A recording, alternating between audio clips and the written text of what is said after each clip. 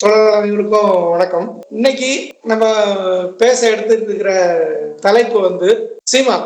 கடந்த சில தினங்களுக்கு முன்னாடி பெரியார் பற்றி அவர் பேசின பேச்சு அது இணையதளத்துல பெரிய பரபரப்பை உருவாக்கி இருக்குது. சமூக ஊடகங்கள்ல எல்லாம் மாறி மாறி ரெண்டு தரப்பும் அவர் பேசுனது தவறு அப்படின்னு சொல்றாங்க, இல்ல அவர் பேசுனது சரிதான் அப்படிங்கிற மாதிரி ரெண்டு பக்கமும் கருத்து பரிமாற்றங்கள் நடந்துட்டு இருக்குது. அதுக்கு அப்பாற்பட்டு இதெல்லாம் கருத்தே கிடையாது, எந்த ஆதாரமும் இல்லாம அவதூறா பேசுறாங்க அப்படிங்கிற செய்தியும் இருக்குது. அப்ப அந்த அடிப்படையில இது சரியா தப்பா அப்படிங்கறதெல்லாம் நம்மளுடைய கேள்வி இல்லை. இப்போ பெரியார், சீமான், தமிழ்நாட்டுடைய அரசியல், பெரியாருடைய வர்க்கத்தன்மை என்ன, சீமானுடைய வர்க்கத்தன்மை என்ன, நாதாக்கானுடைய நாம் தமிழர் கட்சியினுடைய அடிப்படை என்ன, என்ன அடிப்படையில் அவங்க செயல்படுறாங்க, இது குறித்த ஒரு புரிதலுக்கு வரணும் அப்படின்னா அதை பத்தி நம்ம பேசுறது சரியா இருக்கும் அப்படின்னு நினைக்கிறேன். அந்த அடிப்படையில தான் இந்த தலைப்பு தேர்ந்தெடுக்கப்பட்டிருக்குது. ஸோ இத அடிப்படையா வச்சுக்கிட்டு தோழர்கள் தங்களுடைய கருத்தை சொன்னா நல்லா இருக்கும்னு நினைக்கிறேன். தோழர் அனைவருக்கும் வணக்கம். அதாவது இப்போ பொதுவா நம்மளுக்கு பொதுவான கருத்து மட்டும் சொல்லிக்கிறேன், ஏன்னா ப்ரிப்பேர் பண்ணல. அதாவது சீமான் அப்படிங்கிற ஒரு நபர் ஒரு தனிப்பட்ட நபரா பார்க்காம அவரை ஏன் இந்த மாதிரியான அவதூற இந்த மக்கள் தமிழ்நாட்டுல இந்த அரசியல்ல ஒரு பொதுவா அந்த மாதிரி நிறைய அவதூறுகளை பரப்பி விடுறது அல்லது தேவையில்லாத சிக்கல்களை ஏன் ஏற்படுத்துறாருன்னு பாத்தீங்கன்னா நான் என்ன அளவுல பார்க்கும்போது இது ஒரு பெரியார் அப்படிங்கிறது ஒரு மிகப்பெரிய ஆளுமை. இங்க தமிழ்நாட்டை பொறுத்தளவுக்கு அவர் ஒரு ஐடியாலஜிக்கலான ஒரு ஆளு. அந்த ஐடியாலஜிக்கலான நபர் எப்படி சொல்றதுன்னா அவர் ஒரு இடதுசாரி சிந்தனை உள்ள நபர்.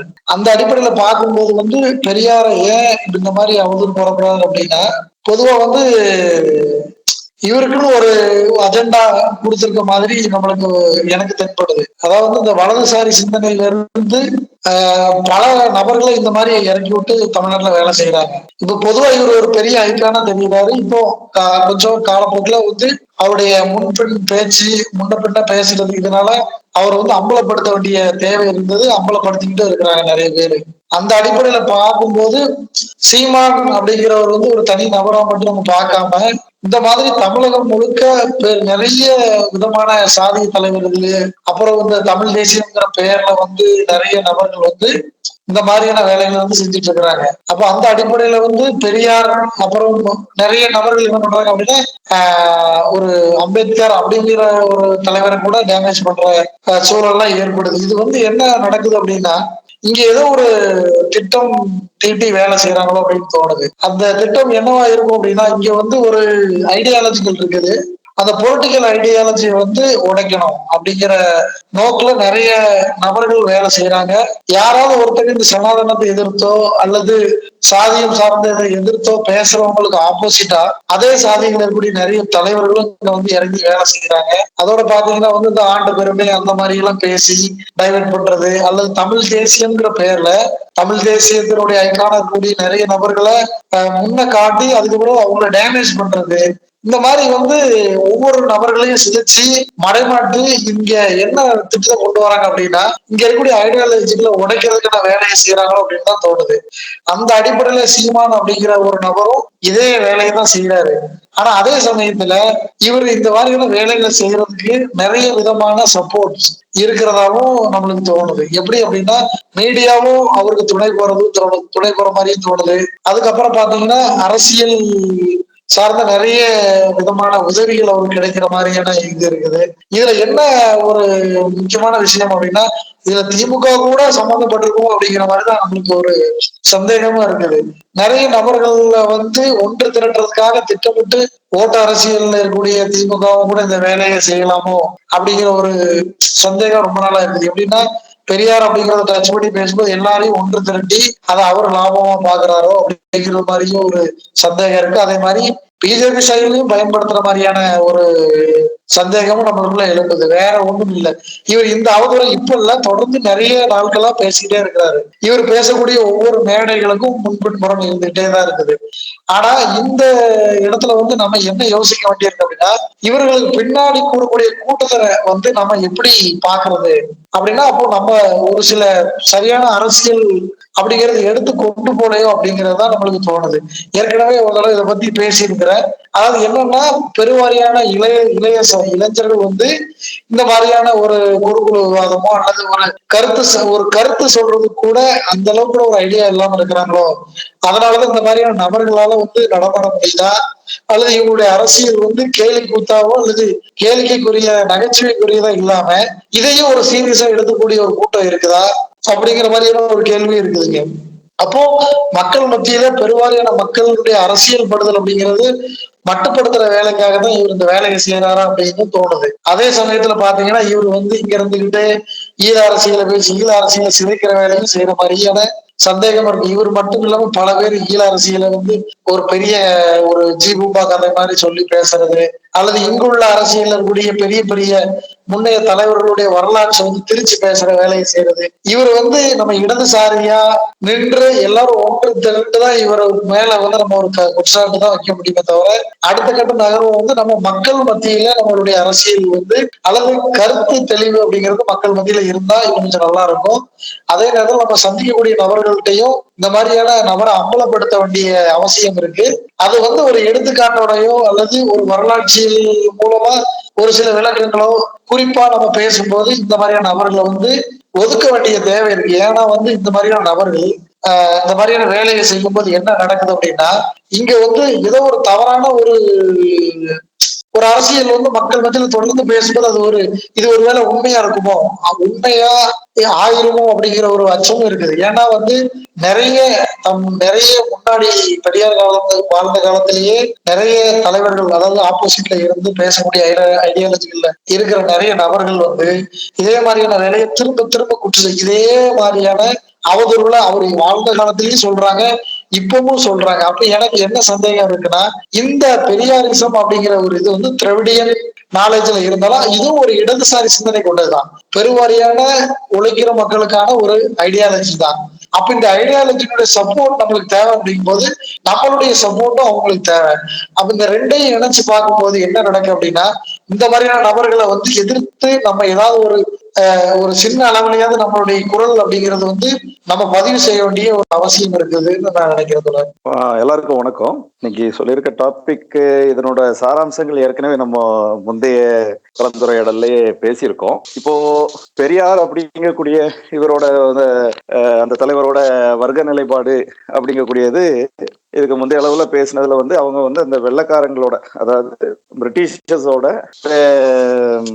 இம்பீரியாலிசம் ஏகாதிபத்திய சித்தாந்தத்துக்கு உடன்பட்டவர் தான் அப்படிங்கக்கூடிய ஒரு இதுவும் நம்ம சொல்லியிருந்தோம். அதே போல சீமான் மாதிரியான தமிழ் தேசியவாதிகள் இவர்கள் யார் அப்படின்னு சொல்லும் போது உதிரிகள். இங்க இருக்கக்கூடிய சித்தாந்தங்கள், அதை சிந்தனைகளை ஒண்ணு சேர விடாமல், அதாவது ஒரு கம்யூனிஸ்ட் சித்தாந்தத்திலே இல்ல வர்க்க அடிப்படையில அணி சேர விடாமல் தடுப்பதற்காக இங்க இருக்கக்கூடிய முதலாளித்துவ சக்திகளும் இந்த மாதிரி தேசிய கட்சிகளாக இருக்கக்கூடிய பாஜக அல்லது காங்கிரஸ் அப்படிங்கக்கூடியவங்க காலகாலமாக இந்த மாதிரி நிறைய உதிரிகளை ஏற்படுத்திட்டு இருக்கிறாங்க. அப்படி பண்ணக்கூடிய சூழ்நிலையில தான் அந்த வர்க்க ரீதியான ஒற்றுமைங்கிறது ஏற்படாமல் இந்த வரைக்கும் இருந்திருக்கு அப்படிங்கிறது நம்மளோட முந்தைய இதுல இருந்து நம்ம தெரிஞ்சுக்கிட்ட விஷயங்கள். அப்ப அந்த அளவுல பார்க்கும்போது திமுகவும் அது சார்ந்து இருக்கக்கூடிய திக இவங்கெல்லாம் ஒரு முதலாளித்துவ சிந்தனை சார்ந்தவர்களாக இருந்தாலும் ஒரு குறைந்தபட்ச கம்யூனிசத்தோட ஒரு அடிப்படைகளை உள்வாங்கினவங்க. அந்த இடத்துல இருந்து நம்ம அவங்கள ஆதரிக்கிறோம். அதுதான் நம்மளோட நிலைப்பாடு. ஒரு சமூக நீதி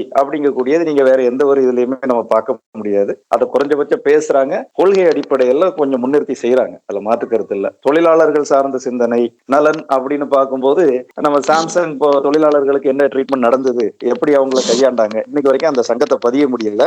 அதே நேரத்துல அதை பற்றி ஒரு குறைந்தபட்ச இதுவும் அக்கறையும் இருப்பதாக தான் பாக்குறோம். அது ஒரே அடியாக அவங்க தொழிலாளர்களுக்கு நேர் எதிராக இருக்கிறாங்க அப்படின்னு நம்ம சொல்ல முடியாது. ஏன்னு சொன்னா ஒரு சட்டத்தை ஒண்ணு கொண்டு வந்தாங்க, 8 மணி நேரத்துக்கு மேல வேலை செய்யலாம் அப்படின்னு சொல்லி.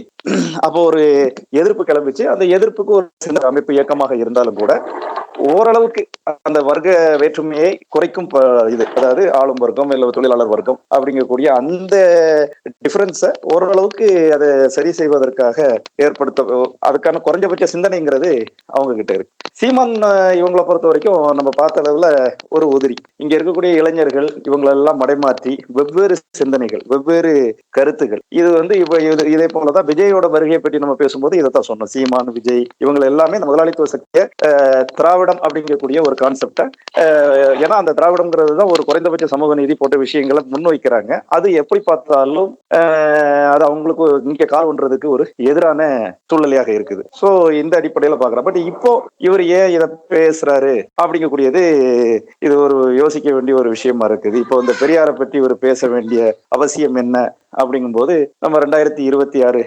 எலெக்ஷனை நம்ம முன்னிறுத்தி பார்க்கலாம். அப்ப அதை பார்க்கும்போது இவரு இன்னைக்கு உங்களுக்கு தேசிய அளவுல பலத்தோட இருக்கக்கூடிய ஒண்ணு அப்படின்னு பாத்தீங்கன்னா பாஜக தான். அப்ப பாஜகவுக்கு இங்க கால் ஒன்றதுக்கான கட்டாயம் இங்க அவசியமா தேவைப்படுது அப்படிங்கக்கூடிய சூழல்ல இதுக்கு இடையூறாக இருக்கக்கூடியது இந்த திராவிடத்தோட அடிப்படையாக இவங்களும் ஒரு மெயின் ஐக்கானாக முன்னிறுத்துறது பெரியாரை சார்ந்ததை கம்ப்ளீட்டா இப்ப இருக்கக்கூடிய பிரசன்ட் கவர்மெண்ட் இங்க இருக்கக்கூடிய அமைப்புகளும் அப்படித்தான் முன்னேற்றுறாங்க. அப்ப அவங்கள அந்த அட்டாக் பண்ணணும் அப்படின்னா அதனோட அந்த ரூட்டை அல்லது மெயின் பில்லரை அட்டாக் பண்ணினாதான் இது மேல ஒரு நாம் தமிழர் அப்படிங்கக்கூடியது எதுக்காக நம்ம சொல்றோம்னா, அது ஒரு மக்கள் இயக்கமாகவோ இல்ல மக்கள் கட்டமைப்பாக இருக்கக்கூடிய விஷயத்துலதான் அது மக்கள் சார்ந்த பலன்களை எடுத்து பண்ணுவாங்க, பணிகளை எடுத்து பண்ணுவாங்க. இங்கு என்னன்னா டைம் டு டைம் ஒரு எலெக்ஷன் வரும்போது இவருக்கு கொடுக்கக்கூடிய அஜெண்டாவை அவர் தெளிவாக செய்யறாரு.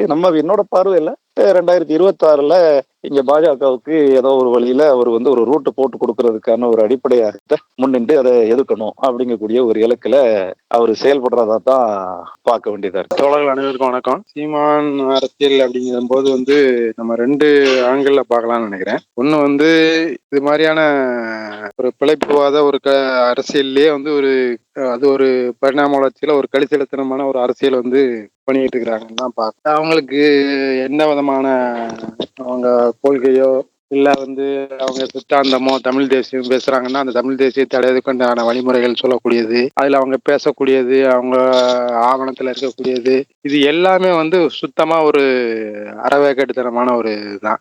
அந்த அடிப்படையில அது ஒரு கட்சின்னு சொல்லிக்கிட்டா கூட அது உருவானதுல இருந்து அது ஒரு அமைப்பு முறைப்படியோ இல்ல ஒரு கட்சி முறைப்படியோ நடக்குதான்னா அப்படி இல்லை.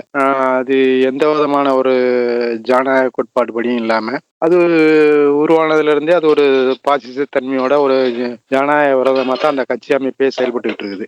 அங்க அவர் உண்மையான ஆர்மி, அவர் எடுக்கிறது தான் முடிவு, அவர் வைக்கிறது தான் சட்டம், அவர் பேசுறது தான் சித்தாந்தம். அவர் நேற்று ஒரு கொள்கையை பேசுவாரு, இன்னைக்கு ஒரு கொள்கையை பேசுவாரு, நேற்று ஒருத்தரை வாழ்த்தி பேசுவாரு, இன்னைக்கு ஒருத்தரை திட்டி பேசுவாரு. இதுதான் அவரோட நிலைப்பாடு. அதுக்கு முட்டு கொடுக்குற வேலை தான் கட்சி தொண்டர்களோட வேலை. இதுல கட்சியோட கொள்கை என்ன, அதை அடையிறதுக்கான லட்சிய வழிமுறை என்ன, இது எப்படி செயல்படணும், மக்கள் அடித்தளத்தை எப்படி கட்டமைக்கணும், இப்படி எந்த விதமான இது இல்லாம ஒரு கலிசட தேர்தல் ஓட்டுச்சீட்டு அரசியல் தான் அது. அதுல பொறுக்கி திங்கிற ஒரு வேலை தான் நாம் தமிழர் கட்சி பார்த்துட்டு இருக்குது. இதுல இது ஒரு பார்வை. இது செல்வாக்கு அடைகிறது எப்படி அப்படின்னு சொல்லி நம்ம இன்னொரு பக்கம் பார்க்க வேண்டியது. இந்த மாதிரியான கலிசடை அரசியல், இந்த மாதிரியான ஒரு கேடுகட்ட ஒரு கட்சி எல்லாம் எப்படி மக்கள் மத்தியில செல்வாக்கு அடையுது, இதுக்கு எப்படி ஒரு ஆதரவு ஓட்டம் கிடைக்குது அப்படிங்கிறது தான் இங்க கேள்வி. அப்ப அதுக்கு உரிய தளம் தான் சமூகத்துல அது ஒரு செல்வாக்கான ஒரு என்ன சொல்றது பிழைப்புவாதம் சமூகமயமாகி ஒட்டுமொத்தத்திலே ஒரு அந்த தனியார் மய 90களில் அறிமுகப்பட்டதுக்கு அப்புறம் இந்த மாதிரி ஜாதிய கட்சிகள், மத கட்சிகள், பாசிச சித்தாந்தம் கொண்ட கட்சிகள், இது எல்லாமே அதுக்கு வேலை செய்யறதுக்கு தோதா இந்த தனியார் மய தாராளமய உலகமே வேலை செஞ்சிட்டு இருக்குங்கிறத நம்ம பார்க்க வேண்டியது. ஏன்னா இந்த நுகர்வு கலாச்சார பெரியங்கிறது எந்த இன்னைக்கு இருக்கிற எவர்டையும் அதை பார்க்கலாம். ஏன்னா எந்த ஒரு அரசியலையும் இன்னும் நிதானமா பேசுறதுக்கு இங்க ஆள் கிடையாது. எல்லாம் நுனிப்புல் மேஞ்ச மாதிரி அங்க இங்க அங்க அப்படியே ஒரு ஒரு டச்ல ஒரு லைன்ல சொல்லிட்டு போகணுங்கிற ஒரு அதுதான் பெரும்பான்மையான இளைஞர்கள்ட்ட செல்வாக்கு செலுத்திட்டு இருக்கு. அவங்களுக்கு என்னன்னா உடனே அப்பப்போ அதை டச் பண்ணிட்டு போகணும் அப்படிங்கிறது தான். மற்றபடி அதை ஒரு ஆழமான ஒரு சித்தாந்த பார்வையை கொண்ட ரிசர்ச் பண்ணி பார்க்கக்கூடியவங்க எல்லாம் ரேரா தான் இருக்கிறாங்க, ஒரு சில நபர்கள் தான் இருக்கிறாங்க. அப்ப பெரும்பான்மையான மக்கள் அந்தந்த டைம்ல என்ன உணர்ச்சி வசமா பேசுறானோ, எவன் ஒரு நம்மள மத ரீதியாவோ இன ரீதியாவோ இல்ல வந்து அந்த மாதிரி தேசிய ரீதியாவோ ஜாதி ரீதியாவோ இந்த மாதிரியான விஷயங்களை வந்து உசுப்பேத்தி பேசுறது வந்து அவங்களுக்கு வந்து ஒரு உடனடியா ஒரு பரவசத்தை உண்டு பண்ணுது. அதை நோக்கி ஈர்க்கப்படுறாங்க. ஈர்க்கப்படும் போது இவங்களும் இந்த இப்ப இருக்கிற சமூக அமைப்பு அதுக்கு தோதா இருக்கிறதுனால சில கட்டுரைகள் எல்லாம் வந்து அதை படித்த போது சொல்லுவோம், லும்பன் கூட்டம் சொல்லுவோம். லும்பன் கூட்டம்னா அவங்களுக்கு எந்த விதமான சித்தாந்த அடிப்படையோ அறிவோ கிடையாது. அவங்க அப்பப்போ ஜாலியா போயிருக்கணும், எல்லாத்தையும் அனுபவிக்கணும், இந்த டைம்ல எது நியாயம் படுதோ அதை செஞ்சுட்டு போகணும் அப்படிங்கிற ஒரு சின்ன போக்கு நிறைய இடங்கள்ல இருக்கிறதுனால இந்த மாதிரியான கலிஸ்கடாயத்தில் வந்து செல்வாக்கு செலுத்துறது தோதா இருக்குது. அது இந்தியாவில் இன்னைக்கு வந்து பாசிச சக்திகள் வளர்ந்து செல்வாக்கு செலுத்துறதுக்கும் அது காரணமா இருக்கு. அவன் தேசிய அளவுல வந்து ஒரு மதத்தை வச்சுக்கிட்டு அவங்க வந்து ஒரு அரசியல் முன்னெடுக்கிறதுனா எப்படி அவங்களுக்கு ஒரு அடித்தளத்தை உண்டு பண்ணுதோ அதே மாதிரி இவங்க வந்து ஒரு மாநில அளவுல இன வெறியை வந்து தூண்டி விட்டு இவங்க பெரியாரு திமுக இவங்கெல்லாம் வந்து வந்தேரி வடுகர்கள் அப்படின்னு சொல்லி ஒரு இன ரீதியான ஒரு வெறியை தூண்டி விட்டுக்கிட்டு அரசியல் பண்றாங்க. ஆனா உண்மையிலே எல்லா மக்களுக்கும் எல்லாம் கிடைக்கிறதுக்கு என்ன தடை, அதை எப்படி சரி பண்றது அப்படிங்கிற விதமான அரசியல் எதுவுமே கிடையாது. அப்ப இந்த மாதிரியான வரவேற்கத்தனமான இவங்களோட அந்த சித்தாந்தம் தான் தமிழ் தேசிய சித்தாந்தம் வந்து அந்த அரசியல்ல தான் வந்து இவங்க செஞ்சுட்டு இருக்கிறாங்க. அப்ப இது ரெண்டுமே வந்து நம்ம பார்க்க வேண்டியிருக்கு.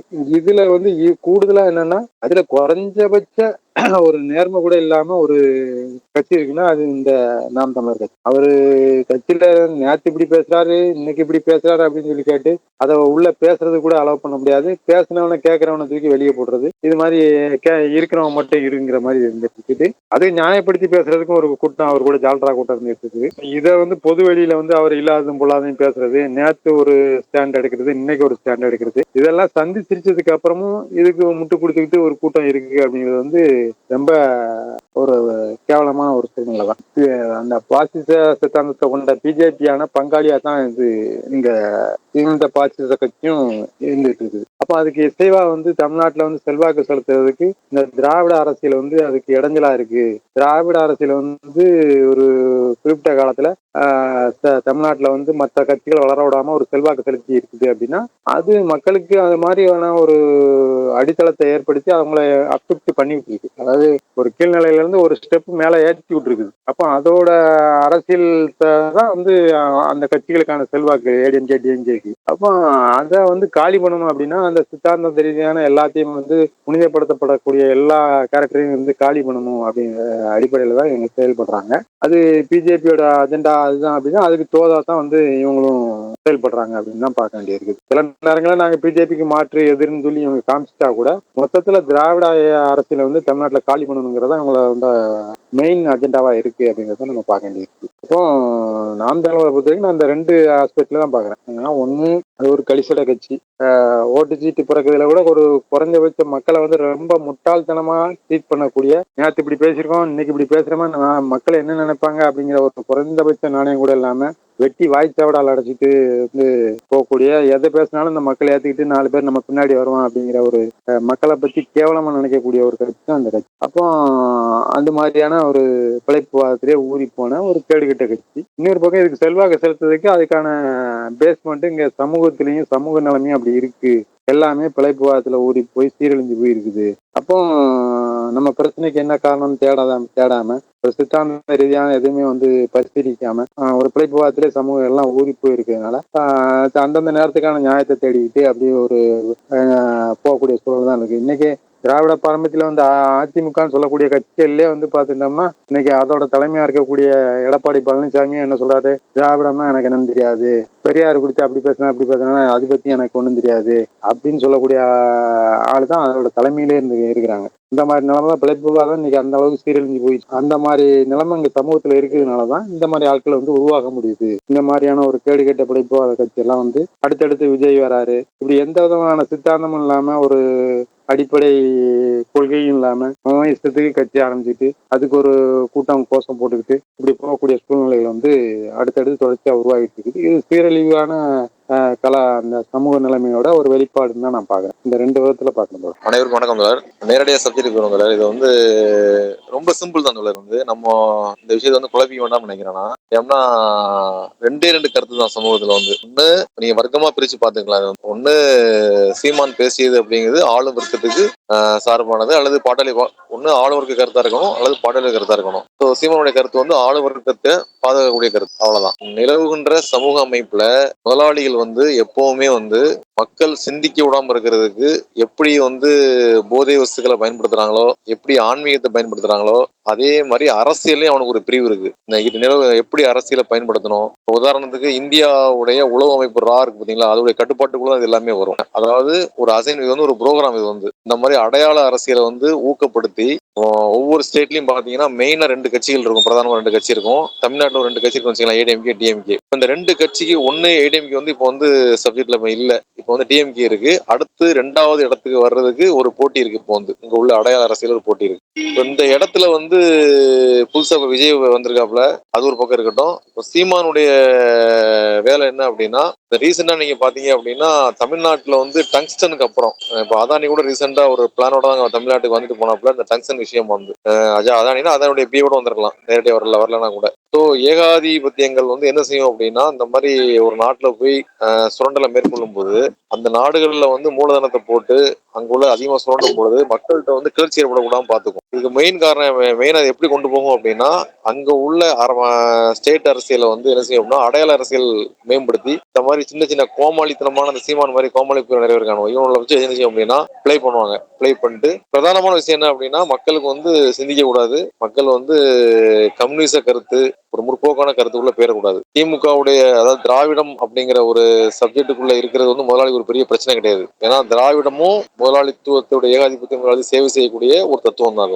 அது ஒன்றும் முதலாளிக்கு எதிரான தத்துவம் கிடையாது திராவிடமும், ஏகாதிபத்தியத்துக்கு எதிரான தத்துவம் கிடையாது திராவிடமும். பட் ஆனா முதலாளி ஏன் அதுல ஒரு முதலாளிக்கு ஒரு சந்தேகம் இருக்கு திராவிடத்துக்கு மேல. என்ன பிரச்சனை அப்படின்னா, இது வந்து ஒரு அறிவியல் கண்ணோட்டத்துல இருக்கு அப்படிங்கறதுனால என்ன செய்யுது, எப்பனாலும் இது வந்து இடதுசாரி சந்தர்ப்பத்துக்கு பேருது வந்து. அதாவது திராவிட சித்தாந்தத்தில் இருக்கக்கூடிய பெரும்பான்மையான மக்கள் வந்து ஒரு கட்டத்துக்கு மேல இடதுசாரி சிந்தனையாளராக மாறுவதற்கான ஒரு கண்ணோட்டம், ஒரு வாய்ப்பு அதுக்குள்ள இருக்கு. ஸோ அதுலதான் முதலாளிக்கு வந்து பிரச்சனை, திராவிடத்து மேல ஒரு சந்தேகம் இருக்கு. அதனாலதான் திராவிடத்தை வீழ்த்திட்டு ஒரு பாசிச அமைப்பை கட்டமைக்கணும் அப்படிங்கறதுனால வந்து திராவிடத்தை வீழ்த்துக்கு முயற்சி பண்றானே தவிர பொருளாதார ரீதியா வந்து அவனுக்கு திராவிடம் பிரச்சனை கிடையாது. பட் சித்தாந்த ரீதியா இது நாளைக்கு இடதுசாரியா மாறதுக்கான வாய்ப்பு வந்து இதுக்குள்ள இருக்கு. அதனாலதான் அவன் என்ன செய்யறான் அப்படின்னா, திராவிடத்தை வந்து இதுக்கு மேல கொண்டு போக கூடாது அப்படின்னு சொல்லிட்டு பண்றான். பட் சீமானுடைய பிளே இதுல என்ன அப்படின்னா, ஆக்சுவலா பெரியார் அந்த கருத்தை சொல்லல அப்படின்னா இது வரைக்கும் அவங்க எவிடன்ஸ் கொடுக்கவே இல்லை. அவரு வந்து வேற ஒரு விஷயத்தை தான் பேசியிருக்காரு. கலவி அப்படிங்கிற ஒரு சூழ்நிலை, ஒரு புத்தகம் எழுதும் பொழுது உலகத்தில் உள்ள எல்லா செக்ஷுவல் முறையும் பத்தி ஒரு புத்தகம் எழுதியிருக்காரு.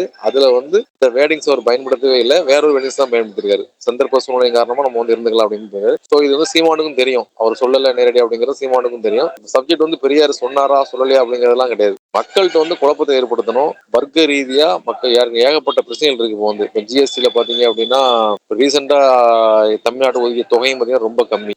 நீங்க ரயில்வே எடுத்தாலும் சரி, எல்லா விஷயத்தையும் தமிழ்நாடு வந்து மத்திய அரசால் வந்து வஞ்சிக்கப்படுது. ஸோ இந்த சப்ஜெக்ட் வந்து யாரும் பேசக்கூடாது. மத்திய அரசை எதிர்த்தோ அல்லது இந்த பாசிச அரசியலை எதிர்த்தோ அல்லது முதலாளித்துவ அரசியலை எதிர்த்தோ மக்கள் வந்து எந்த விதமான ஒரு பொலிட்டிக்கல் ஸ்டாண்ட் மக்கள் எடுக்கக்கூடாது. ஸோ அதை மக்கள் விழிப்புணர்வு அடையாம இருக்கிறதுக்கு ஒரு அடையாள அரசியலை வந்து ஏகாதிபத்தியங்கள் வந்து மேம்படுத்திக்கிட்டே இருக்கும். ஸோ அதுல வந்து ஒன் ஆஃப் த காயின் தான் சீமான். இந்த மாதிரி நிறைய பேர் வருவாங்க, விஜய் சீமான் நிறைய பேர் வருவாங்க போவாங்க. பட் எல்லாருக்கும் ஒரே ஒரு அசைன்மெண்ட் தான், எல்லாருக்கும் ஒரே ஒரு வேலை தான். என்ன அப்படின்னா, இந்த நிலவுன்ற சுரண்டுகின்ற இந்த முதலாளித்துவ சமூக அமைப்பை வந்து அவங்க பாதுகாக்கணும், அவ்வளவுதான். இதுக்கு எதிராக மக்கள் வந்து திரளக்கூடாது.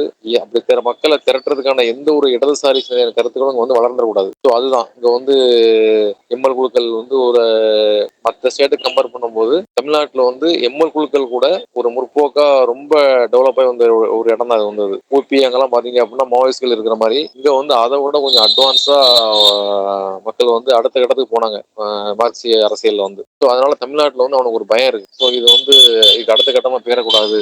தமிழ்நாடு வந்து ஏன் ஐக்கான பாக்குறான் அப்படின்னா, இதுக்கு அடுத்து வந்து அது இடதுசாரி அரசியல் வந்து வளர்த்து எடுத்துடக்கூடாது அப்படிங்கிறதுல, ஏன்னா அதுக்கான விதைகள் நிறைய இருக்கு. ஸோ அதுல வந்து முதலாளிகள் தெளிவா இருக்கிறான். அதனாலதான் அவன் வந்து இங்க வந்து அடையாள அரசியல் அப்படிங்கிற ஒரு கான்செப்டை கொண்டு வந்து சீமான் மாதிரி சம்பந்தம் இல்லாத ஒரு கருத்துக்களை பேச வேண்டியது, பொது மக்களுடைய மண்டையில ஒரு பொது உளவியல் இருக்கு பார்த்தீங்களா, ஒரு கருத்தை உருவாக்கி சம்பந்தம் இல்லாம பேசி திசை திருப்புறது. ஸோ இங்க உள்ள பொருளாதார பிரச்சனையோ எதையுமே பேச விடுறது கிடையாது. உதாரணத்துக்கு பாத்தீங்கன்னா எல்லா டிஸ்ட்ரிக்ட்லயும் பாத்தீங்க அப்படின்னா சுரண்டல் அதிகமா இருக்கு, இயற்கை வளங்கள் சுரண்டல். கன்னியாகுமரியோட பாத்தீங்க அப்படின்னா நிறைய மலைகள் திருடிட்டு இருக்காங்க. ஒரு நாளைக்கு பாத்தீங்கன்னா கிட்டத்தட்ட 1000 லாரிகள் வந்து போய்கிட்டு இருக்கு. ஸோ டங்ஸ்டன் வந்து மதுரையில கொண்டு வரதுக்கு பயங்கர பிளான் பண்ணிட்டு இருக்காங்க. பட் இப்போதைக்கு நிறுத்தி வச்சிருக்காங்க, ஆனா பிளான் நடந்துகிட்டே இருக்கு. இந்த மாதிரி பெரிய பெரிய சுரண்டல் நடத்துறதுக்கு பெரிய பெரிய திட்டம் வந்து நடந்துகிட்டே இருக்கு எல்லா ஸ்டேட்லயுமே, இந்தியா முழுவதும். அப்ப அதுல இருந்து அதை பிளே பண்ணி ஒரு இடதுசாரியுடைய கண்ணோட்டத்துக்கு மக்களை கொண்டு போயிடக்கூடாது அப்படிங்கறதுல வந்து முதலாளி வந்து தெளிவா இருக்கலாம். அப்ப என்ன செய்யறது அப்படின்னா, அப்ப அடையாள அரசியல வந்து மக்கள்கிட்ட காயின் பண்ணிட்டே இருக்கணும். சோ அவன் தான் ப்ரோக்ராம் பிக்ஸ் பண்றான். இந்த ஒரு வாரத்துக்கு இப்ப வந்து தீம் வந்து இதுதான், சீமான் தான். அடுத்த வாரத்துக்கு வேற ஒரு தீம் வச்சிருப்பான். அப்ப இது எல்லாமே வந்து மேல இருந்து பக்காவா ரெடி பண்ணி ஒரு ப்ரோக்ராம் செட் பண்ணி மக்களை ஒட்டு மொத்தமா வந்து மக்களுடைய சிந்தனையே வந்து பாத்தீங்கன்னா வடிவமைக்கிறது. மக்கள் இப்படிதான் சிந்திக்கணும், இதைதான் பேசணும் அப்படிங்கறது வந்து ப்ரோக்ராம் பண்ணி வடிவமைக்கிறது. இதன் மூலமா இடதுசாரி சிந்தனை, இடதுசாரியோட தத்துவங்கள், அதோட கருத்துக்களை வந்து மக்கள்கிட்ட கொண்டு போகாம பாத்துக்கிறது, நிலவுகின்ற முதலாளித்துவ சமூகத்தை வந்து பாதுகாக்கிறது. இதுதான் இது பின்னாடி இருக்கக்கூடிய அரசியல் பார்த்து. ஸோ இதுக்கு நம்ம வந்து பலியாக கூடாது. ஸோ நம்மளுடைய வேலை என்ன அப்படின்னா, சீமான் மாதிரி 1000 கோமாளி வரலாம், விஜய் மாதிரி 1000 கோமாளி வரலாம், இப்ப அது பிரச்சனை கிடையாது. நம்மளுடைய நோக்கம் என்ன அப்படின்னா, நம்ம வர்க்க ரீதியா மக்களை வந்து கம்யூனிச மார்க்சிய சித்தாந்தத்தை நம்ம கொண்டு போய்கிட்டே இருக்கணும். நம்ம வேலை அது மட்டும்தான். ஏன்னா முதலாளி அந்த வேலை நடக்க கூடாதுன்னா இவ்வளவு வேலையும் பண்றான். ஸோ நம்ம அவன் வச்சிருக்கிற ப்ரோக்ராம்ல போய் நம்ம செட் ஆகக்கூடாது. நம்ம என்ன பேசணும் அப்படிங்கிறத அவன் தான் டிசைன் பண்றான். ஸோ நம்ம பேசிட்டு அவன் என்ன டிசைன் பண்ணி நமக்கு ஒரு அசைன்மெண்ட் கொடுத்தாலும் நம்ம அந்த விஷயத்தை விவாதம் பண்ணிட்டு அதனுடைய முடிவு வந்து என்ன அப்படின்னா, நம்ம வர்க்க ரீதியா மக்களை வந்து டெவலப் பண்றதுதான். ஸோ பாட்டாளி வர்க்க கருத்துக்களை மக்கள்கிட்ட கொண்டு போறது மூலமாக தான், மக்களுடைய அறிவை மேம்படுத்துறது மூலமா தான் நம்ம வந்து இந்த விஷயத்தை வந்து நிறுவனம் தவிர இந்த அசைன்மெண்ட்ல போனோம் அப்படின்னா நம்மளும் இதுல சிக்கிறோம்னு நினைக்கிறேன். இதான் என்னுடைய கருத்துல. நன்றி, வணக்கம். தோழர் அனைவருக்கும் வணக்கம். இன்னைக்கு வந்து இந்த சீமான் சர்ச்சை அதை குறித்து பேச இருக்கோம். பெரியார் சிந்தனையை பத்தி தோழர்கள் நிறைய விரிவா நல்ல முறையில பேசியிருக்கிறாங்க. என்னோட கருத்தும் அதை ஒத்து தான் இருக்குது. சீமான் வந்து பொதுக்கி பெரியார் பத்தி பேச வேண்டிய அவசியம் என்ன அப்படிங்கறத பார்த்தா கண்டிப்பா அந்த தேர்தலை நோக்கி தான் இருக்கும்னு நினைக்கிறேன். எல்லா கட்சிகளும் முதலாளித்துவ கட்சிகள் தான், அதுல மாற்று கருத்து இல்லை. சில கட்சிகள் கொஞ்சம் விதிவிலக்காக இருக்கலாம், கம்யூனிஸ்ட் கட்சி அந்த மாதிரி. அவங்களையும் சில பேர் முதலாளித்துவ சிந்தனை கொண்டும் இயங்குறாங்க அப்படின்னு நான் நினைக்கிறேன். இப்போதைக்கு நான் எப்படி பாக்குறேன் அப்படின்னு பார்த்தா, தமிழ்நாட்டுல வந்து திமுக தான் இருக்கிறதுல ஓரளவுக்கு சமநீதி, சமூக நீதி அதை பத்தி பேசிக்கிட்டு இருக்கு. மற்ற கட்சி வந்து அதிகமா பேசுற மாதிரி தெரியல.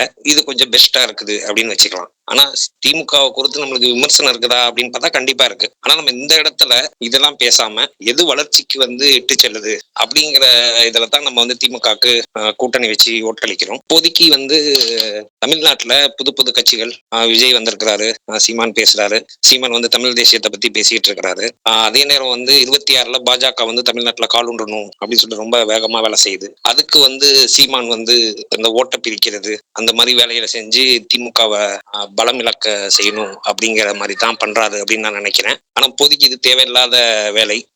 தோழர்கள் பேசின மாதிரி முதலாளித்துவம் பாத்தீங்கன்னா கண்டிப்பா இந்த வர்க்க அடையாள அரசியல், ஜாதி அரசியல் இந்த மாதிரி பண்ணி தமிழ்நாட்டுல வந்து திமுக வளர விடக்கூடாது அப்படிங்கிற மாதிரி இதை பண்ணிட்டு இருக்கிறாங்க. ஆனா இப்போதைக்கு திமுக விட்டா தமிழ்நாட்டுல வேற வலுவான கட்சி வேற எதுவும் இல்லை அப்படின்னு நான் நினைக்கிறேன். நம்ம வந்து தோழர்கள் பேசின மாதிரி மக்களை வந்து வர்க்க ரீதியாகவும் அந்த மாதிரி தான் ஒன்று நினைக்கணும். இந்த மாதிரி அரசியல் பேசி நம்ம திசை திரும்பி விடக்கூடாது. அதே மாதிரி இப்போ உள்ள இளைஞர்கள் பாத்தீங்கன்னா சீமான் மேல ரொம்ப பைத்தியமா இருக்கிறத எல்லா இடத்துலயும் பார்க்க முடியுது. அவங்களுக்கு வந்து இந்த அரசியல் பயிற்சி கண்டிப்பா கொடுக்கணும். கொடுத்து இந்த வர்க்கத்தை பத்தி அவங்களுக்கு எடுத்து சொல்லணும். நானும் வந்து பொதுவா நிறைய பிரச்சனை கட்சிகள் பத்தி வீடியோ பார்க்கும் போது யாரும் வந்து இந்த பொருளாதாரத்தை பத்தியோ இந்த முதலாளியின் கொடுமைத்தனத்தை பத்தியோ யாரும் பேசுற மாதிரி இல்லை. இந்த கட்சி அவங்கள சித்தாந்தத்தை பத்தி திட்டுறது, அவங்க இவங்களை பத்தி திட்டுறது, இப்படியே மக்களை மடைமாத்துறாங்க அப்படின்னு தான் நான் நினைக்கிறேன். கம்யூனிசம் மட்டும்தான் இந்த வர்க்க அரசியல், மக்கள் ஒன்றுபடணும், பொருளாதாரத்துல பிரச்சனைகள், முதலாளித்துவத்தினால வர பிரச்சனைகள் எவ்வளவு அப்படின்னு அதிகமா பேசுறது கம்யூனிஸ்ட் கட்சிகள் தான் நானும் பார்த்த வகையில. ஆனா இதைத்தான் நம்ம வந்து முன்னெடுத்து போகணும். மக்களுக்கு வந்து அரசியல் புரிதலை ஏற்படுத்தணும். நிறைய பேருக்கு இப்போதைக்கு இளைஞர்கள் வந்து இந்த போனு, விளையாட்டு, வேற பல சிந்தனைகள் இருக்கிறதுனால அவங்களுக்கு அரசியல் அறிவு அதிகமாக இருக்காது அப்படின்னு நான் நினைக்கிறேன். நம்ம வந்து எளிமையா புரியுற மாதிரி கம்யூனிசத்தை விளக்கணும். தோழர்கள் கடைசியா சொன்ன மாதிரி நம்ம இதே நோக்கில தான் வந்து பயணிக்கணும். ஒவ்வொரு முறையும் ஒரு பிரச்சனை வரும்போது அதை எப்படி திசை திருப்பப்படுது அப்படின்னு நம்ம மக்கள்கிட்ட விளக்கணும். ஏன்னா அது சம்பந்தமான கூடுதல் விளக்கங்கள் எல்லாத்தையும் வந்து நம்ம மக்களுக்கு புரியுற மாதிரி சொல்லணும். முடிஞ்ச வரையும் மக்களை வந்து ஒன்றிணைக்கணும் வர்க்கமா. மற்ற வழி இல்லை அப்படின்னு நான் நினைக்கிறேன். ஏன்னா வந்து அரசியல் கட்சிகள் பேசுறத பார்த்தா பல பிரச்சனைகளை பத்தி பேசுறாங்க. நான் பல மாதிரி மக்களை திசை திருப்புறாங்க, ஒன்று சேர விட மாட்டாங்கிறாங்க மக்களை. இந்த இடத்துல எது தேவை அப்படிங்கறதான் வந்து நம்ம பேச வேண்டியது இருக்குது. அதுதான் நம்ம முதன்மையா எடுத்து செல்ல வேண்டியதா இருக்குதுன்னு நான் நினைக்கிறேன்.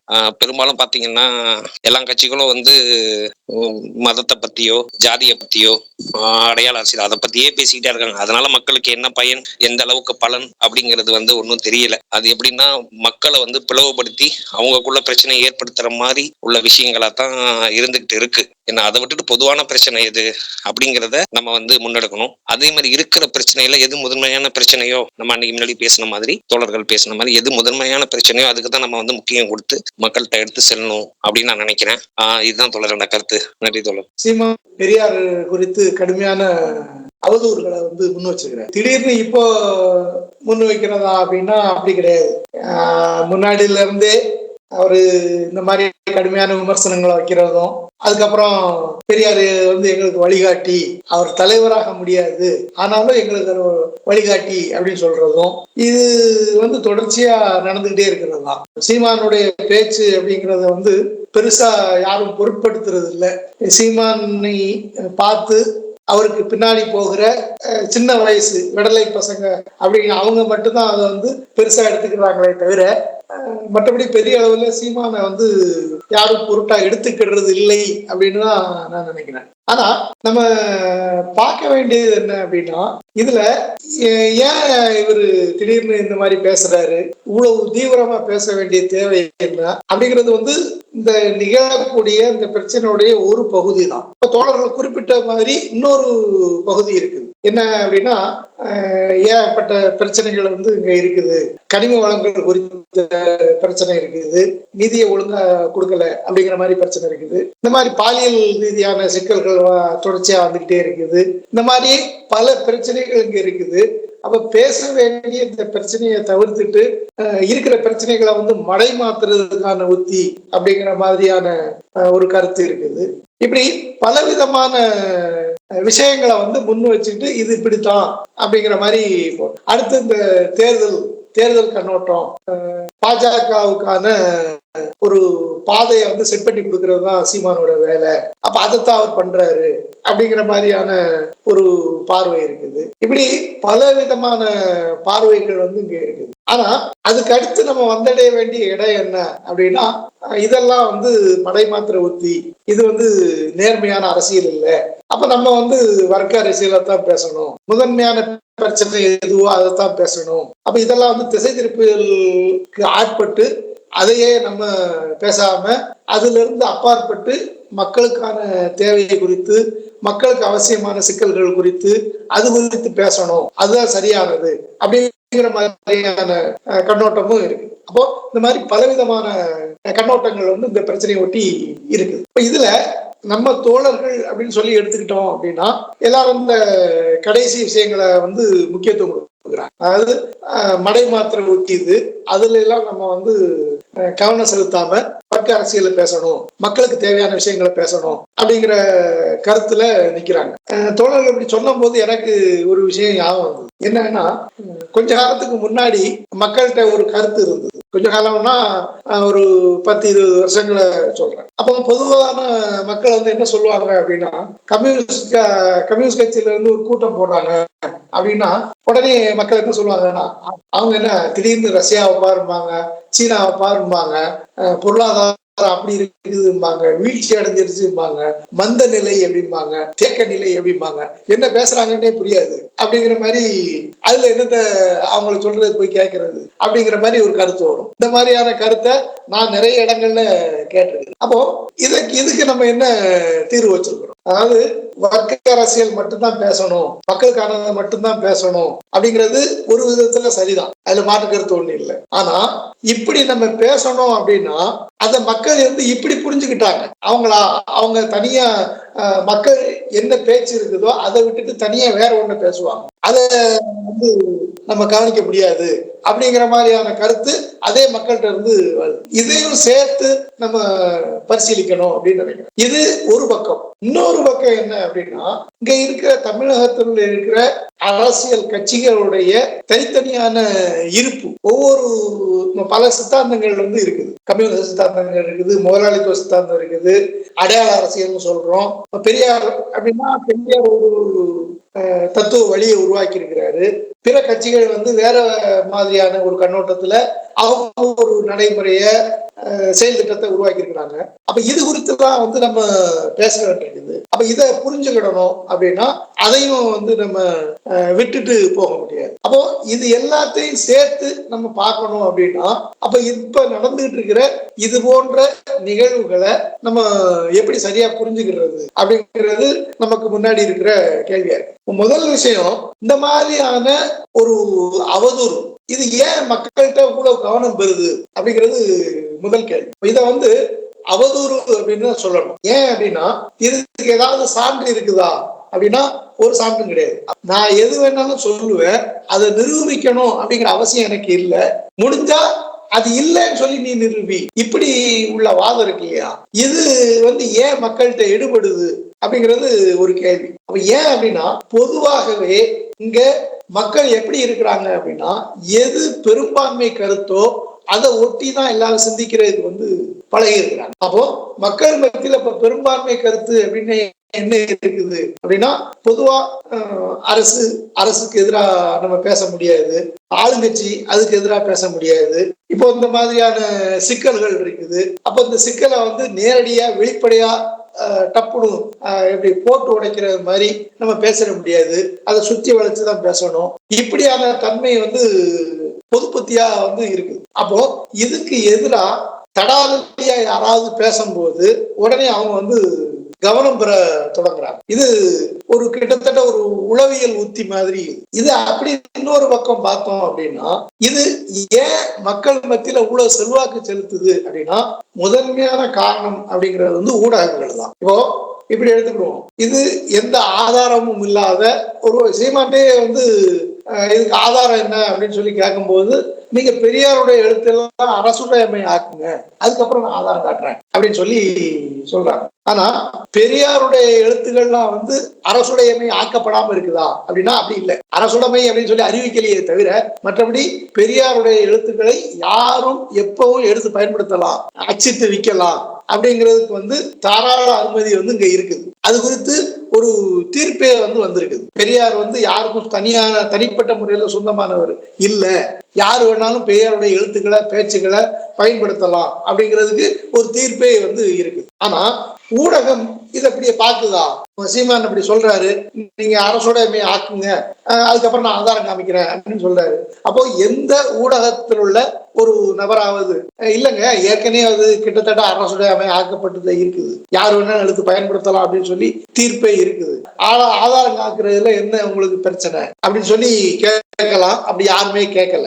இது ஒரு பக்கம். மறுபக்கம் கடந்த 4-5 நாளா இந்த சர்ச்சை தொடங்குனதுல இருந்து நம்ம பார்த்தோம் அப்படின்னா எல்லா ஊடகங்களும் எப்படி தலைப்பு வச்சிருக்குது அப்படின்னா சர்ச்சை கருத்து, சீமான் வந்து பெரியார் பற்றிய விமர்சனம், அதீதமாக விமர்சனம் செய்கிறார், சர்ச்சை, மோதல், இப்படித்தான் சொல்றாங்களே தவிர தலைப்பு வைக்கிறாங்களே தவிர யாருமே பெரியார் குறித்த அவதூறு அப்படின்னு சொல்லி தலைப்பு வைக்கவே. ஒரு விஷயத்த சரியா சொல்லணும் அப்படிங்கிறது வந்து ஊடகங்களுக்கு இருக்கிற பெரும்பாலான கடமைகள்ல அது முதன்மையான கடமைகள்ல ஒண்ணு. ஆனா அவங்க அதை இப்படி பண்ணல.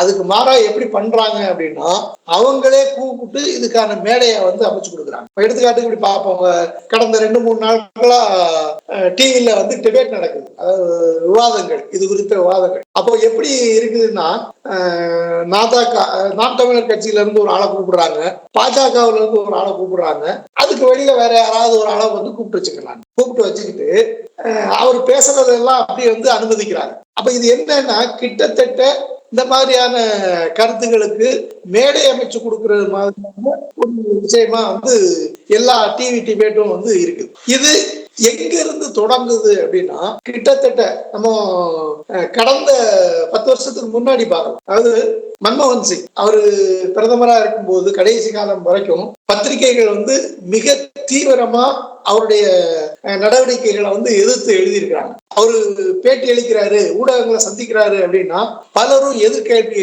எழுப்புவாங்க, அவர் அதுக்கு நிதானமா உட்காந்து பதில் சொல்லுவாரு. இது ஒரு பொதுவான நல்ல பண்பு. அது ஒரு பக்கம். மோடி அப்படி செய்யறது இல்லை அப்படிங்கிறது வேற ஒரு விஷயம். ஆனா 2014 பாஜக பெரும்பான்மையோட ஆட்சிக்கு வந்ததுக்கு பிறகு ஊடகங்கள்ல ஒரு பெரிய மாற்றம் ஒண்ணு நடந்தது. என்ன மாற்றம் அப்படின்னா எதிர்த்து யாரும் கேள்வி கேட்கக்கூடாது. அப்படி கேள்வி கேட்டுட்டாங்க அப்படின்னா அவங்கள ஒதுக்கி தனியா தூக்கி போட்டுருவாங்க. ஏன்னா பெரும்பாலான முதலாளிகளை அவங்க கட்டுப்பாட்டுக்குள்ள வச்சிருக்கிறாங்க. எப்படி அப்படின்னா நம்ம தெரியும், இந்த ஊழல், ஐடி, வரி பாக்கி, கள்ளப்பணம், இந்த மாதிரியான விவகாரங்கள்ல விசாரணை அமைப்புகள் பூரா என்ன மாதிரி செயல்படுது அப்படின்னா பாஜகவுக்காக செயல்படுது அப்படிங்கிறது வெட்ட வெளிச்சம். ஆனா இதே விஷயம் ஊடகங்கள்லயும் நடந்திருக்கு. கிட்டத்தட்ட எல்லா ஊடகங்களுடைய பெரிய முதலாளிகள் எல்லாம் இந்த மாதிரியான சிக்கல்ல மாட்டிருக்கிறாங்க. அப்ப அதை வச்சுக்கிட்டு அவங்க என்ன சொல்றாங்கன்னா பாஜக என்ன மீன் பண்ணுதோ அதைத்தான் அவங்க பரப்பணும், அதை தவிர வேற எதுக்கும் முக்கியத்துவம் கொடுக்க கூடாது அப்படிங்கிற ஒரு நிலைய கடந்த 10-11 வருஷமா அவங்க திட்டமிட்டு ஏற்படுத்தி இருக்கிறாங்க. இப்போ நிர்மலா சீதாராமன் ஒரு பேட்டி கொடுக்குறாங்க அப்படின்னா அப்பட்டமா அவங்க போய் சொல்றாங்க. எடுத்துக்காட்டுக்கு அந்த வெள்ள நிவாரணம் நிதி தமிழ்நாடு அரசு தரல அப்படின்னு சொல்லுது. நடந்த கடித போக்குவரத்தை எல்லாம் வெளியிட்டு நிதி தர்றதுல இவ்வளவு பிரச்சனை இருக்குது, நாங்க வெளியில இருந்து கடன் வாங்கி செலவழிச்சிட்டு இருக்கிறோம் அப்படிங்கிற வெளிப்படுத்துறாங்க. அப்போ அதுக்கு மறுநாள் நிர்மலா சீதாராமன் நிதியமைச்சர் ஒரு பேட்டி அளிக்கிறாங்க. பேட்டி அளிக்கும் என்ன சொல்றாங்கன்னா, நாங்க தமிழ்நாட்டுக்கு கொடுக்க வேண்டிய வெள்ள நிறுவனம் கொடுத்துட்டோம் அப்படின்னு சொல்றாங்க. கிட்டத்தட்ட நூற்றுக்கணக்கான நிருபர்கள் இருக்கிறாங்க. அதுல ஒரு நிருபர் கூட எது கேள்வி எழுப்பல. நீங்க சொல்றது வேற, தமிழ்நாடு அரசு சொல்றது வேற. தமிழ்நாடு அரசு சொல்றது பாதிக்கப்பட்ட பகுதிகளுக்கான தனிப்பட்ட தேசிய நிவாரணம்னோ இல்ல வேற பகுதிகளில் இருந்தோ உடனடி நிவாரணமா விடுவிக்கிறத பற்றி அவங்க பேசுறாங்க. ஆனா நீங்க சொல்றது வழக்கமான நிவாரண நிதி, அதாவது ஒவ்வொரு ஆண்டும் ஒவ்வொரு மாநிலத்துக்கும் ஒரு நிவாரண நிதியை ஒன்றிய அரசு மாநிலங்களுக்கு ஒதுக்கணும். அந்த நிதியை பத்தி நீங்க பேசுறீங்க. ஆனா அவங்க கேட்கறது அந்த நிதி இல்ல. ஒரு இயற்கை பேரிடர் நடக்குது அப்படின்னா அதுக்கு உடனடியா மத்திய அரசு நிதி விடுவிக்கணும். அப்படி விடுவிச்சு அந்த நிதியில இருந்து நிவாரண பணிகளை மாநில அரசு கவனிக்கும். இந்த நிதியை தான் அவங்க கேட்கிறாங்க அப்படின்னு சொல்லி எந்த ஒரு நிறுவனம் கேட்கவே இல்லை. இதுக்கு தமிழ்நாட்டுல நிறைய காட்சிகளை நம்ம பார்த்துருக்கோம். இந்த மாதிரி எதிர்கேள்வி எழுப்புகிற நிருபர்களை பதவியை விட்டு தூக்க வச்சிருக்காங்க. இது ஒரு விதத்தை செட் பண்ணி வச்சிருக்கு. என்னன்னா பேட்டி நடக்குது, பத்திரிகையாளர் சந்திப்பு நடக்குது அப்படின்னா அதுல ஒரு தலைவர்கள் என்ன சொல்றாங்களோ அதை அப்படியே கேட்டு பத்திரிகையில எழுதுறது மட்டும்தான் நம்முடைய வேலை. அதை தாண்டி நமக்கு எந்த வேலையும் இல்லை அப்படிங்கிற ஒரு மனோநிலை இங்க நிருபர்கள்ட்ட உருவாயிருக்கு. ஒருவேளை அந்த நிருபர்கள் அவங்களுடைய அனுபவத்திலிருந்து ஏதாவது எதிர்கேள்வி கேட்டுட்டாங்க அப்படின்னா உடனே அந்த ஊடகத்துல இருக்கிற அந்த முதலாளி நீ நாளையில இருந்து இந்த மாதிரி பேட்டி எடுக்கிறதுக்கு நீ போக கூடாது, மற்ற ஆபீஸ் வேலைகளை பாரு அப்படின்னு சொல்லி ஒதுக்கிடுறாங்க. அப்படின்னா வேலையை விட்டு தூக்கிடுறாங்க. அப்ப இப்படி ஒரு நிலைமை கடந்த 10 வருஷத்துக்கு மேல இங்க ஊடகங்கள்ல நடந்திருக்கு. அப்ப இதனாலதான் என்ன நடக்குது அப்படின்னா பாஜக, அது சார்ந்த வலதுசாரி அரசியல், இவங்க எல்லாருமே ஒரு குறிப்பிட்ட ஒரு விஷயத்தை முன்னெடுக்கும் போது எது சரியானது அப்படிங்கிற விஷயத்த மக்கள்கிட்ட அவங்க கொண்டு வரதே இல்லை. அதுக்கு பதிலா அவங்க என்ன சொல்றாங்களோ அதை அப்படியே கேட்டு எழுதுறது. அதுக்கு மறுப்பா திமுக இருந்தோ இல்ல காங்கிரஸ்ல இருந்தோ இல்ல இந்தியா கூட்டணியில் உள்ள பிற கட்சிகள் இருந்தோ ஏதாவது மறுப்போ ஒரு கண்டனமோ தெரிவிச்சாங்கன்னா அது பெரிய அளவுல இடம்பெறதே இல்லை. இப்படி ஒரு விஷயம் இங்க நீண்ட காலமா இருக்குது. இந்த அடிப்படையில தான் இந்த மாதிரியான செய்திகள்லாம் முக்கியத்துவம் பெறுது. சரி, இது ஒரு பக்கம் இருக்கட்டும். மறுபக்கம் நமக்கு என்ன சொல்றோம் அப்படின்னா இதெல்லாம் திசை திருப்புறதுக்காக நடக்குது. இதை நம்ம முக்கியத்துவம் கொடுக்க கூடாது. மக்கள் அரசியலை நம்ம பேசணும். மக்கள் நிறைய விஷயங்கள்ல பாதிக்கப்பட்டிருக்கிறாங்க, அதை நம்ம முன்னெடுக்கணும் அப்படின்னு சொல்றாங்க. ஆனா இப்படி ஒரு விஷயம் ஊடகங்கள்ல பரபரப்பா கிளப்பப்பட்டு இருக்கும் போது அதை விட்டுட்டு வேற விஷயங்களை, நிதி பற்றாக்குறை இங்க இருக்குது, பாலியல் பிரச்சனை இங்க இருக்குது அப்படின்னு சொல்லி நம்ம பேசணும்னா மக்கள் எளிதாக கடந்து போறதுக்கு பழகி இருக்கிறாங்க. ஏன்னா பாலியல் பிரச்சனை அது 2 நாளைக்கு முன்னாடி உள்ளது, 4 நாளைக்கு முன்னாடி உள்ளது. நிதி வரலையா அது எப்போதும் அது சொல்லிட்டு தான் இருக்கிறாங்க. அதுக்கு என்ன செய்ய முடியும்? இப்படி கடந்து போயிட்டு இப்ப கரண்ட்ல என்னென்ன விஷயம் இருக்குதோ அதை மட்டும் பேசு, அதுக்கப்புறம் அதை கடந்து வேற ஒண்ணு பேசு, இப்படி ஒரு நிலைக்கு வந்திருக்கிறாங்க. அப்ப இப்படி இருக்கும்போது இதெல்லாம் பேசாம நம்ம கடந்து போறது அப்படிங்கிறது அடிப்படையிலே தவறாது.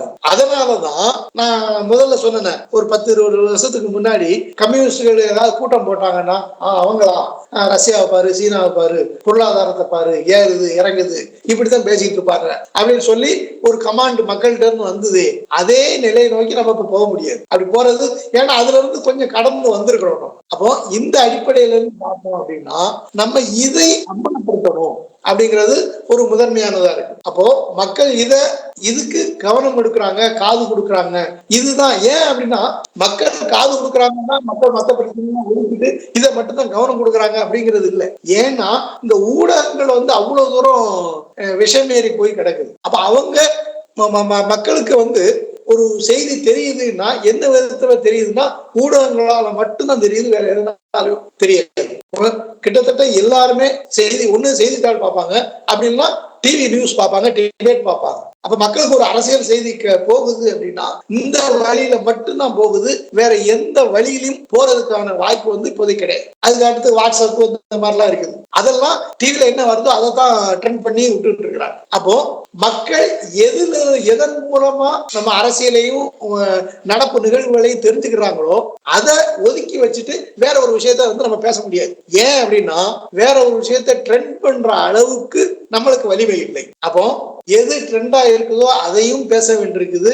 அதே நேரத்துல அதுல இருந்து மாறி எது தேவையானதோ அதையும் பேச வேண்டும். அப்போ இப்படி ஒரு இணைப்பான இடத்துலதான் நாம இருக்கிறோம் அப்படிங்கிறத நம்ம முதல்ல புரிஞ்சுக்கணும். அதுக்கு இது போன்ற விஷயங்கள் தான் உதவும். சரி, இது ஒரு பக்கம். மறுபக்கம் இத நம்ம எப்படி இந்த ரெண்டையும் ஜாயின் பண்ணி அம்பலப்படுத்துறது அப்படின்னா விஷயம் எளிமையானது தாங்க. இதுக்கு பெரிய பெரிய கட்சிகள் போராடணும். சீமான் மேல கிட்டத்தட்ட 60க்கும் மேற்பட்ட வழக்கு போடப்பட்டிருக்குது அப்படின்னு சொல்றாங்க. இன்னைக்கோ நாளைக்கோ கைது பண்ணப்படலாம் அப்படின்னு கூட சொல்றாங்க. ஆனா இதெல்லாம் நடந்தது அப்படின்னா இனி இந்த காட்சி மாறுமா அப்படின்னா அப்படி மாறாது. ஆனா அதுக்கு பதிலா என்ன நடக்கணும் அப்படின்னா மக்கள் இத வீதியில எதிர்கொள்ளணும். பெரிய கம்யூனிஸ்ட் இயக்கங்கள்லாம் நிறைய இங்க இருக்குது, பல இயக்கங்கள் இருக்குது. அவங்க எல்லாம் எளிமையா ஒரு விஷயத்த செஞ்சா மட்டும் போதுமானது அப்படின்னு நான் நினைக்கிறேன். என்ன அப்படின்னா இந்த மாதிரி அவதூறாகவோ மக்களுக்கு அப்பாற்பட்ட மக்களுக்கு தேவையில்லாத விஷயங்களை யாரும் பேசினா அதுக்கு எதிராக மக்கள் குரல் கொடுங்க.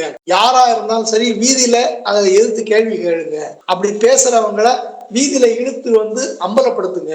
அப்படி அம்பலப்படுத்துற போது அவங்க மேல தனிப்பட்ட முறையில ஏதாவது வழக்கு வந்ததுன்னா அந்த வழக்கை சந்திக்கிறதுக்கு கட்சிகளான அமைப்புகளான நாங்க தயாரா இருக்கிறோம் அப்படின்னு சொல்லி ஒரு அறிவிப்பு சொல்லிட்டாங்கன்னா போதும். இது படிப்படியா இந்த மாதிரியான விஷயங்கள் குறைய ஆரம்பிச்சிடும் நினைக்கிறேன். ஏன்னா ஒரு நிருபர் சந்திப்பு நடக்குதுன்னா அதுல நிருபர்கள் மட்டும்தான் கலந்து கொள்ளணும்னு ஒரு அவசியம் கிடையாது. பொதுமக்களும் கலந்துக்கலாம். பொதுமக்கள் கலந்து கொண்டு அதுல இந்த மாதிரி கேள்வி எழுப்புறாங்கன்னு வச்சுக்கோங்க. அண்ணாமலை பேசுறாரு, சீமான் பேசுறாரு, சீமான் இந்த மாதிரி பேசுறாருன்னா தப்புன்னு பொதுமக்கள் ஒரு ஆள் எழுந்து நீங்க பெரியாரை பத்தி உங்களுக்கு 1000 கருத்து இருக்கலாம், அது இப்ப தேவையா தேவையில்லையா அப்படிங்கிறதுல வேற ஒரு பிரச்சனை. ஆனா இந்த நாட்டுல உள்ள பிரச்சனை ஓடிட்டு இருக்குது. இதை விட்டுட்டு பெரியார் என்னைக்கோ சொன்னதை எடுத்து இன்னைக்கு சொல்ல வேண்டிய அவசியம் என்ன? அவர் சொல்லியிருக்கிறாரு சொல்லலைங்கிற 2வது கட்ட பிரச்சனை. இப்ப நீங்க அதை ஏன் சொல்றீங்க?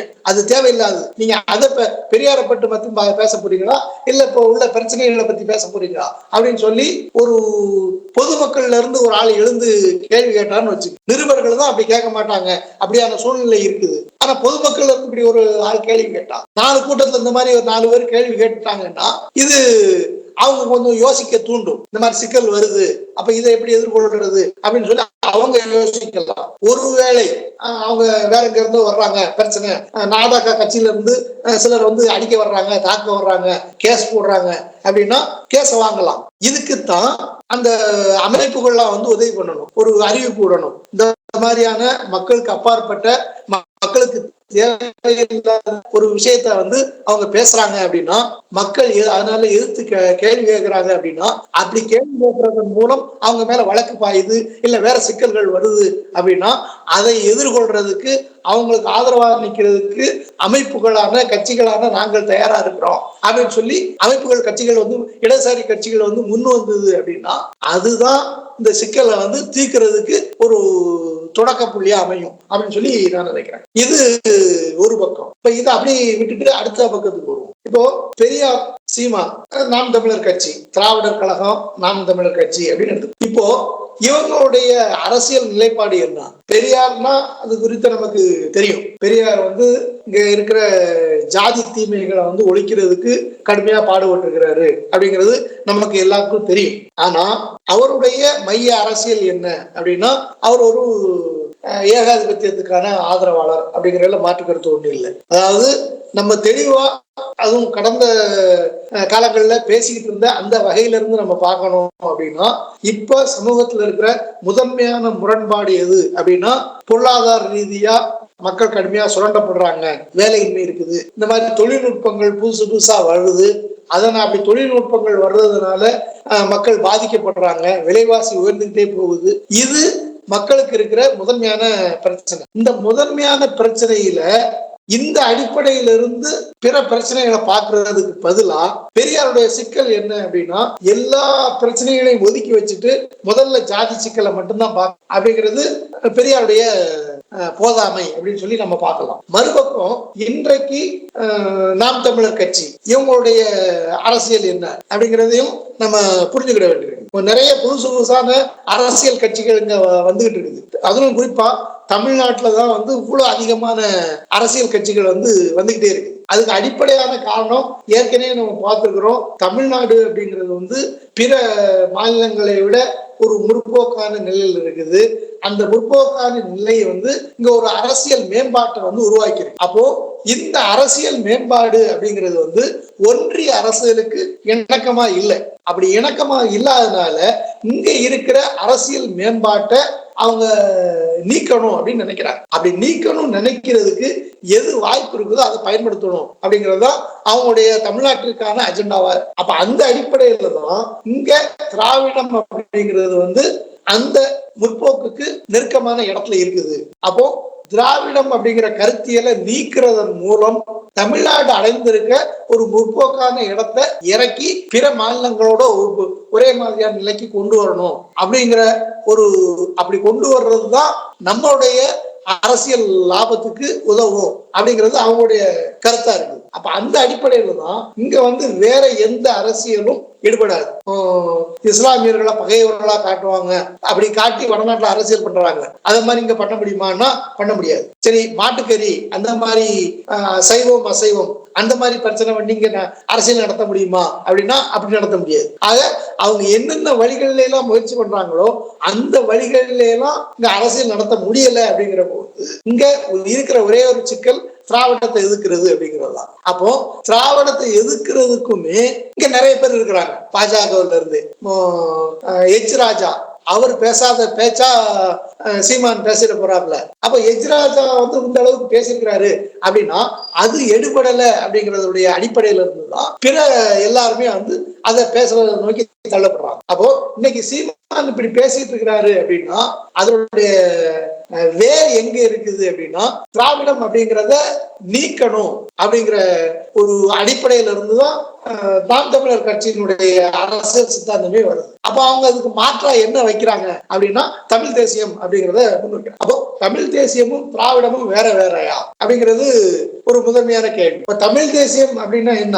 சீமான் முன்வைக்கிறது வந்து தமிழ் தேசியமா அப்படின்னா வெளிப்படையா சொல்லிடலாம். சீமான் முன்வைக்கிறது வந்து தமிழ் தேசியம் இல்லை. அவரும் ஒரு இந்திய ஒன்றியத்தில் இணைந்த ஒரு மாநிலமா தான் தமிழ்நாட்டை பாக்குறாரு. நான் முதல்வரானார் அப்படின்னு சொல்ல பதிலா ஒரு வித்தியாசம் காட்டணும் அப்படிங்கிறதுக்காக நான் அதிபரானார் அப்படின்னு சொல்லி சொல்றாரு. அதிபராகிறதுக்கு வாய்ப்பு இருக்குதா, என்ன வழியில நீங்க அதிபர் ஆவீங்க அப்படின்னு சொல்லி கேட்டோம் அப்படின்னா அதுக்கு பதிலே அவர்கிட்ட இருக்காது. அப்போ அவர் முன்வைக்கிறது என்ன அப்படின்னா இங்க இருக்கிற எப்படி திமுக அரசியல் நடத்துதோ, எப்படி அதிமுக அரசியல் நடத்துதோ அதே மாதிரியான ஒரு அரசியலை தான் சீமானும் நடத்தணும்னு நினைக்கிறாரு. ஆனா அதுக்கு அவர் கை கொள்றது தமிழ் தேசியம் அப்படிங்கிறது. ஆனா தமிழ் தேசியத்தை வந்து திராவிடம் வந்து மறுக்கவே இல்லை.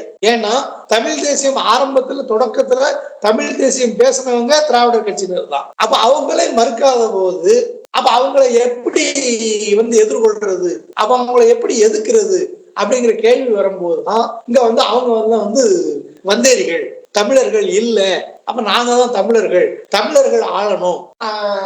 திமுக திராவிடர் அப்படிங்கிறது வந்து தமிழர்கள் இல்லாதது, அவங்க தமிழருக்கு எதிராக இருக்கிறாங்க, தமிழுக்கு துரோகம் செய்யறாங்க, இப்படியான ஒரு வாதத்தை அவங்க முன்வைக்கிறதுக்கான அடிப்படையே வந்து இங்கதான் இருக்கு. அப்போ இந்த அடிப்படையில இருந்துதான் படிப்படியா வந்து அவங்க அப்போ திராவிடர் அப்படின்னா திராவிடத்தை சொன்னது யாருன்னா பெரியாரு, அப்ப பெரியாரு எதிர்ப்போம். இப்படி ஒரு நிலையில வந்து அவங்க அப்போ தமிழ் தேசியம் அப்படிங்கிறது வந்து இது இல்லை அப்படிங்கிறது முதல் புரிதல். இரண்டாவது புரிதல், சீமான் பேசுகிற பொருளாதார அடிப்படையிலான தமிழ் தேசியம் அப்படின்னா என்ன, தன்னிறைவு அப்படின்னு சொல்லி சொல்றாரு. தன்னிறைவு பொருளாதாரம் அப்படிங்கிறாரு. தன்னிறைவு பொருளாதாரம்னா என்ன? தன்னிறைவு பொருளாதாரம் அப்படிங்கிறது இன்றைய நிலையில வந்து சாத்தியமே இல்லாத ஒண்ணு. ஏன் அப்படின்னா நம்ம ஏற்கனவே நமக்கு தெரியும், இங்க பொருளாதாரம் அப்படிங்கிறது வந்து எந்த ஒரு நாடுமே தனித்து இயங்க முடியாது அப்படிங்கிற அளவுக்கு குளோபலைசேஷனா வந்து ஆயிருக்கு, உலகமயமாயிருக்கு. அப்படி இருக்கிற போது இந்தியாவில தனியா ஒரு மாநிலத்துல நாங்க தன்னிறைவு பொருளாதாரத்தை கொண்டு வரணும் அப்படின்னு சொல்லி அதுதான் எங்களுடைய லட்சியம் அப்படின்னு சொல்றாங்க அப்படின்னா, ஒண்ணு அவங்க பைத்தியக்காரங்களா இருக்கணும், அப்படின்னா அரசியல் குறித்து எந்த புரிதலும் இல்லாத தற்கொலையா இருக்கும். இது அவங்களுடைய தன்னிறைவு பொருளாதாரம் குறித்து நம்ம பேசணும் அப்படின்னா அதுவே ஒரு தனி சில சப்ஜெக்டா எடுத்துட்டு விரிவா பேச முடியும். ஆனா இப்போதைக்கு அது தேவையில்லை, நம்ம புரிஞ்சுக்கிறதுக்காக மட்டும் இதை வச்சுக்கலாம். அப்போ இதுதான் வந்து அடிப்படையா இருக்கு. அப்போ இதை புரிஞ்சுக்கிறதன் மூலம்தான் நம்ம அவங்கள வந்து புறந்தள்ள முடியும். அப்போ நமக்கு இங்க தெளிவா இருக்கிறது ஒண்ணுதான், தமிழ்நாட்டுடைய அரசியல் எப்படி இருக்குதுன்னா இதுதான் நிலைமை.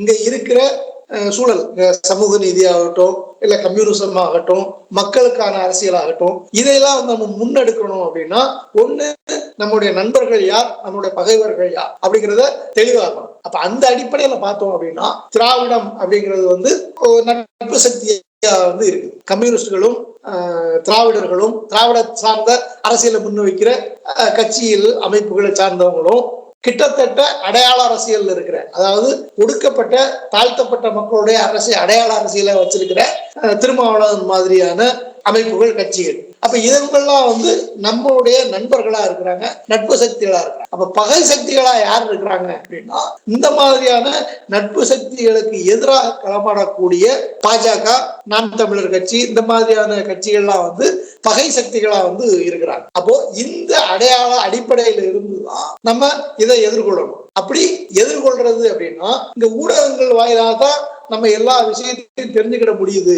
மக்கள் இந்த வழியாக தான் நடப்புகளை பாக்குறாங்க. அப்படிங்கிற போது ஊடகங்கள் வந்து தவிர்க்கவே முடியாம அந்த பக்கம் நிக்கிறாங்க. அதாவது ஆளும் பக்கத்தின் பக்கம் மக்களுக்கு பகைவர்களான பகை முரண்பாட்டுல இருக்கிற நிலையினுடைய பக்கத்துல அவங்க ஊடகங்கள்லாம் இருக்குது. அப்படிங்கிற போது தவிர்க்கவே முடியாம நாம் இந்த இடத்துல இருக்கிறோம். எந்த இடத்துல அவங்க இந்த மாதிரியான பேச்சுக்களை நேரடியா மக்களே எழுந்து கேள்வி எழுப்ப வேண்டிய இடத்துல நம்ம நினைக்கிறோம். ஆனா அப்படி எல்லாராலையும் அப்படி கேள்வி எழுப்ப முடியுமா அப்படின்னா அப்படி முடியாது. காரணம் என்னன்னா அவங்களுக்கான பலம் வந்து தனி மனிதர்கள் யாரும் இதை செய்ய முடியாது, பலம் இல்லை.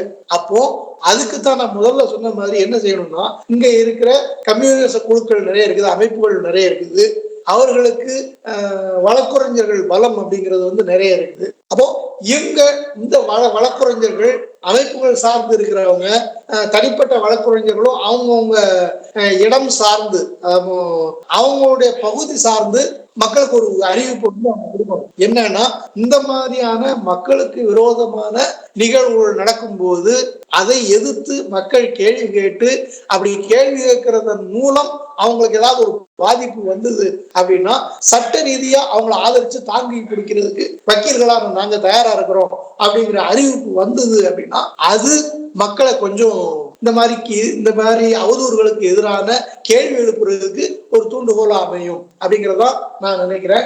இதுதான் இந்த மாதிரியான சிக்கல்களை களையிறதுக்கு வாய்ப்பை ஏற்படுத்தும் அப்படிங்கிறது என்னுடைய புரிதல். இதுதான் என்னுடைய கருத்தா நான் முன்வைக்கிறேன்.